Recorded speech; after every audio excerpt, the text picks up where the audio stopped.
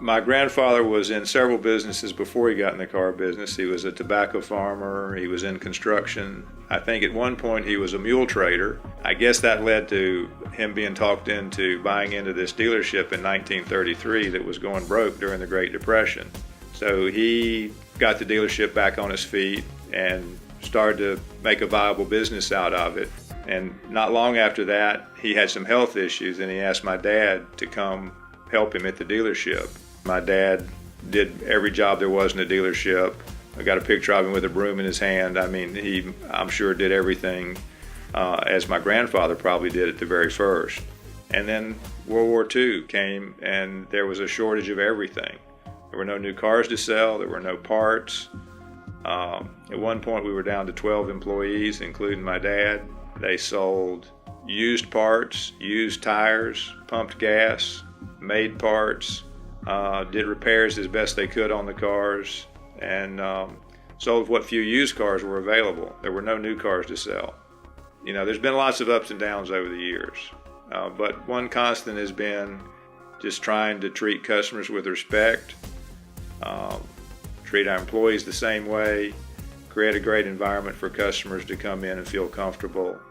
Fred was always interested in being in the business. He just, from a young age, wanted to be in the car business. He was around it, and I think he loved it from the start. I wasn't so sure what I wanted to do, and I had the opportunity to work at another dealership for a year in Chicago, and that was a great experience for me, and I decided then that that is what I wanted to do. We have the fourth generation in the business now, which we're very proud of that. Fred has three sons, Omni, West, and Brad, and I have two, Louis and David. All five members of the fourth generation have different talents, and they play different roles in the dealership, but one thing they all do is help keep us current.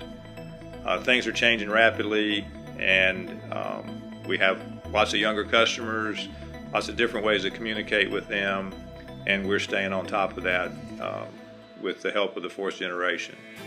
Well, we're all proud that it's been a family business since 1933 and that we're still involved, that now the next generation is involved and likes the business. So it's a source of pride on one hand, but it's also given us a constant.